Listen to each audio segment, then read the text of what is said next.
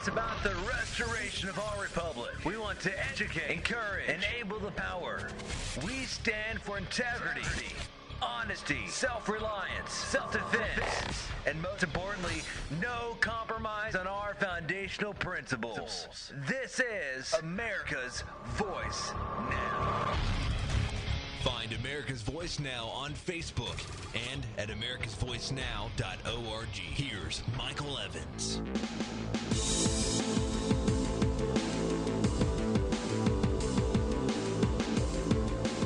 Good morning, America. You're listening to America's Voice Now. My name is Michael Evans, and I will be your host this morning. I am glad to see so many of you out there on our website this morning. Man, you guys are all over the place. This map looks like a polka dot exercise in a kindergarten. I see Lakewood out there, which it's near Seattle, I guess. Sioux Falls, I see Lincoln, I see Delton. That looks like Fort Wayne and Muncie. That looks like the Upper Peninsula of Michigan. Baltimore is out there. Raleigh's out there. Fort Walton Beach, that's Florida. I see folks out there in Scurry. So welcome to all of you. I'm glad to see you guys out there. There's a ton of you out there, a bunch of cities I didn't name. If you're listening and you got fearful that I can see who you are or whatever, I can't, but I can tell what city you're from and how many folks are live on our website at any given moment. And so I'm glad to see you out there. If you have an opportunity to, please join with PatriotFB.com, patriotfb.com, or constitutionclub.ning.com. That's constitutionclub.ning.com. Those are two websites where you'll be able to find like-minded individuals who believe as you do, and you'll also be able to catch AVN right there on our audio stream. You'll also be able to listen to some other great radio hosts, including J.J. McCartney, who comes on at 2 o'clock, and Tom Lacavara, who comes on at 10 o'clock, right after America's Voice Now. Excellent radio programs, and I encourage you to catch up to those and get yourself educated by alternative media. We know that the mainstream ministry of propaganda is not feeding us truth, and what they are giving to us is a lot of misrepresentation. And so our goal here is to try to educate and inform, to motivate and to activate you so that you can play a participating role in the restoration of our republic back to some level of constitutionality. The goal here, of course, is for the Constitution to be the guiding document and be placed back into its rightful place within our nation. I'm going to talk about 4 topics this morning. First of all, being the Bundy issue, or a continuation of that, actually, in the sense that the BLM, the Bureau of Land Management, is now hammering on Texas and Oklahoma on a new war front. I got to tell you, it's ugly out there, and it's time that Americans recognize, and I believe the Western states are finally beginning to realize exactly how dangerous this BLM, as the lead agency, if you will, is to the 10th Amendment sovereignty of the 50 or 57, if you're President Obama, states. Our second topic will be the heresy of Earth Day. And, some of you, I'm going to get a ton of hate mail over this one, and I don't really care. Your church and the tax exemptions associated with that church in your 501c3 is a blatant slap in the face of the concept and the principles of your faith in God, whatever that may be. And I don't care what organization you're a part of, and I don't care what your beliefs are or what denomination or creed or anything else. We're going to talk about the church's wholesale sellout of their congregations and their flocks. And every time I do this kind of topic, I get, some hate mail, and I don't really care. If I was worried about hate mail, would I be talking about the government like this? See, they don't send hate mail. They just monitor everything I do, which is, frankly, far more dangerous.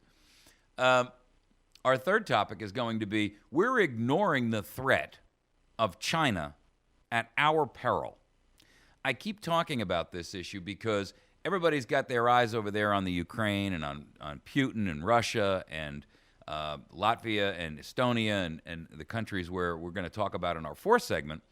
But nobody is paying attention to what's really being done by China. And I got to tell you, folks, they are ramping up a military force that we should be very, very clear and cognizant about their intentions. The Chinese are 1 billion strong, and they can field an army literally the size of the entire population base of the United States, or at least all the men and women, perhaps not the children. My point is simply this.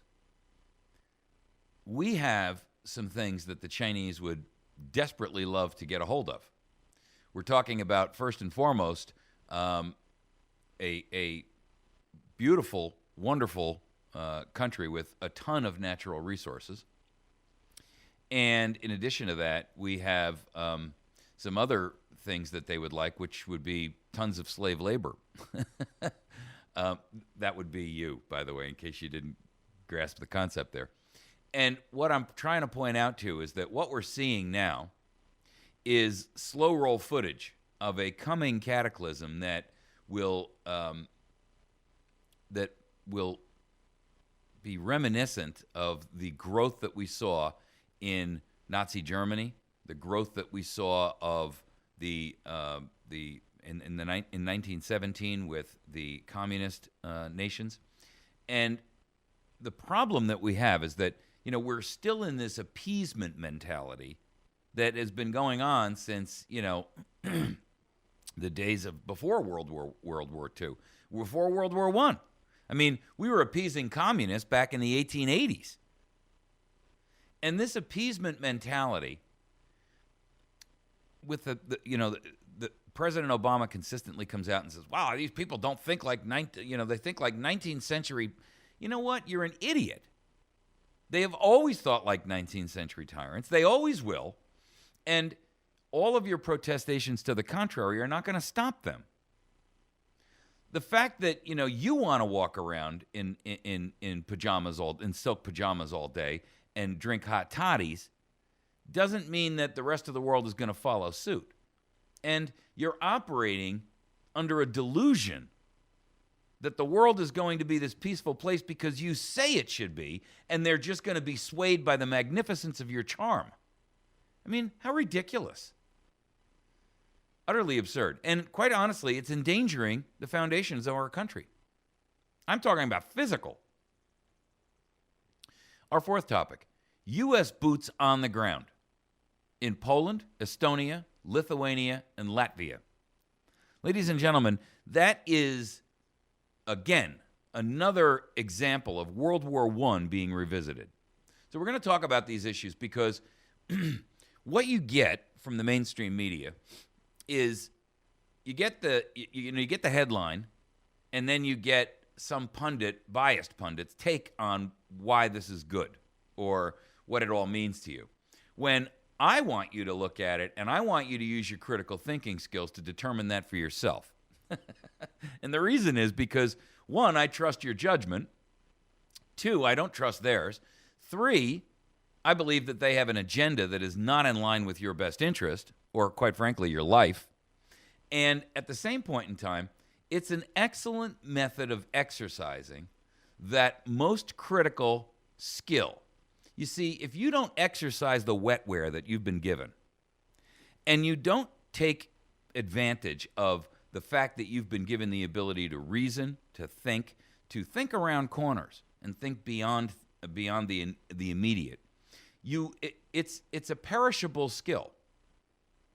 The old adage, I haven't ridden a bike and I'm 80 years old. I haven't ridden a bike in 60 years, and I can get on one and I can go. You're probably right. But you see, your thinking skills are much more perishable than those motor skills that you're paralleling them to. So let's talk a little bit about where we're at this morning on this issue of the Bundy Ranch and where this is headed with the state of Texas and Oklahoma. As I talked about yesterday with you, the BLM is coming in and attempting to seize 90,000 acres. Folks, 90,000 acres. I mean, these are vast areas that are, most people who don't live out west don't understand how big that really is. You hear, the Bundy Ranch and 600,000. 600,000 acres is half the size of the state of Delaware. Most people don't even realize how massive an area this is. I mean, you could die in the wilderness out there. It's that big. The BLM is working and intent upon the seizure of 90,000 acres that belongs to Texas landowners and Oklahoman landowners that's right on the line of Texas and Oklahoma that's separated by the Red River. And this is another example of a federal government that's completely lost all, concepts of control. Attorney General Abbott, who's the Attorney General for Texas, did an interview with Breitbart, and I'm going to read you some of the highlights, and then we're going to move on to the next topic, which is, and I want to interject this in here because I want to touch base with you on Ben Carson and an article he posted in the Washington Times. And the reason I want to touch on that is because while I love Ben Carson, I've got a fundamental problem with him, and that's his stand on firearms. So let's jump into this. I'm about ready, says Attorney General Abbott, to go to the Red River and raise a come and take it flag to tell the feds to stay out of Texas. Now, the come and take it flag is the cannon. He sent a letter to the BLM, and Neil Cornsey, the new BLM head, who used to be Harry Reid's pet, and he's asking for answers to these questions on this potential land grab they're talking about. And this comes back to a decision or a problem that where the river has moved its bed, and so now the dispute is, well, who owns this land? Is it Texas or is it Oklahoma, and so forth and so on. And I talked about it yesterday. If you missed it, just go back and catch it. Here's what he says. I am deeply concerned about the notion that the Bureau of Land Management believes the federal government has the authority to swoop in and take land that has been owned and cultivated by Texas landowners for generations. Sounds like Bundy, doesn't he? Quote, the BLM's newly asserted claims to land along the Red River threaten to upset long-settled private property rights and undermine fundamental principles, including the rule of law, that form the foundation of our democracy. Correction, sir. We're not a democracy. We're a republic. Continuing on. Yet the BLM has failed to disclose either its full intentions or the legal justification for its proposed actions.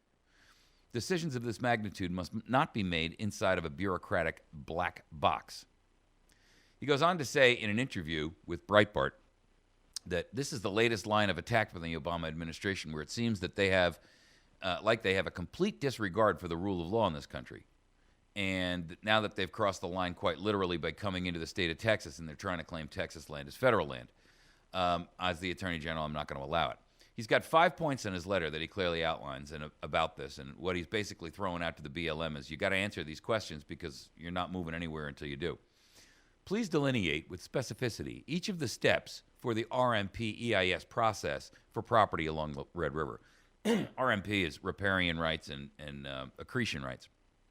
It deals with water.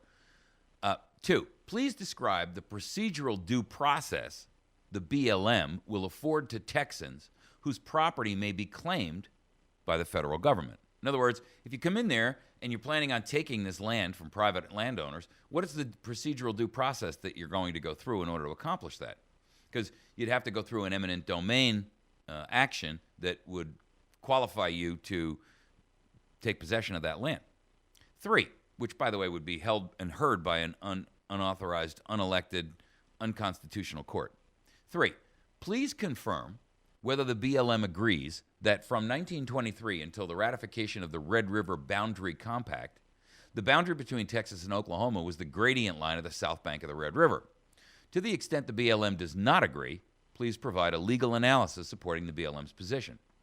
4, please confirm whether the BLM still considers Congress's ratification of the Red River Boundary Compact as determinative of its interest in land along the Red River.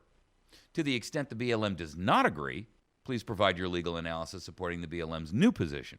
And 5, please delineate with specificity the amount of Texas territory that would be impacted by the BLM's decision to claim this private land as the property of the federal government.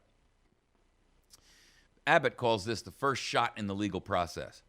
See, what we have to realize, folks, is that we are up against a federal government that is now, you see, the mask is beginning to slip. You know, you've all seen, you know, a masquerade ball where people come in with a mask that covers their face and you only see their eyes. The mask of the federal government is beginning to slip. And what looked like your beneficent uncle is now becoming very clear to you that it is a demon. And I mean that almost in a biblical sense. You see, the problem here is that when we talk about the concepts of what our nation was founded upon, it wasn't founded with the idea that the federal government would be in control of all things and become all things to all people, would become, you know, your cradle-to-grave nanny, and would control every aspect of your life. As I read to you yesterday, just when we talk about taxation as an example, you know, the tax laws have been so skewed from what they were originally intended to be when they were passed dishonorably and dishonestly back in 1912, that at this stage in the game, you know, we have to question, you know, whether or not the intent of anything that the Constitution limited the federal government to. In other words, it was written to bind the government down, not bind you down, not bind down the states, but bind down the federal government so that it would not grow outside of its boundaries. Clearly, that's not been the case. All right, I want to talk about this Carson letter because Carson put this op-ed out in Washington Times. And I've got to tell you, you've heard me talk very, very positively about Ben Carson, and I like the guy a lot. I really do. I like him because I think he's intelligent. I think he's articulate. I think he has a thoughtful approach to some problems. My problem is that his stand on firearms is flawed. He has this mental block that seems to hold him fast in its grip. He consistently fails to understand that our founders expected a citizenry that was as well armed as the government that they sought to restrain. And he cannot seem to let go of that principle. His admonition that felons cannot own firearms is flawed fundamentally. Now, I understand the concept of saying a violent felon cannot own a firearm. If you robbed a bank with a gun, you held someone at gunpoint, you committed a murder, you robbed someone at gunpoint. That's different. I understand that. And even that, and even in those cases, the violence has to be actual. It can't be, perceived or loopholed by some, clever definition that limits millions of people who are guilty of nothing other than scofflaw violations or, quite frankly, unconstitutional non-law violations and barring them from their right to own a firearm. Because with the right to own a firearm doesn't just come the right and the wherewithal and the ability to defend yourself against the government and tyranny, but also to defend your family, right? And so every felon is barred from owning a firearm, which means that individual felon's family is defenseless. In this case, he writes this article, and you're going to have to read it for yourself. Well, I can try to read it quickly. The Bundy case in Nevada provides many insights into the state of our nation with respect to the relationships between people and government. The Bundys appear to be honorable American citizens without adequate legal counsel to help resolve a federal land issue about which they disagree with the Bureau of Land Management. Without question, they violated some of the innumerable laws and regulations that continue to entangle every aspect of American life. Again, I say, nobody's pointing out the fact that these laws don't have any constitutional basis for their existence in the first place.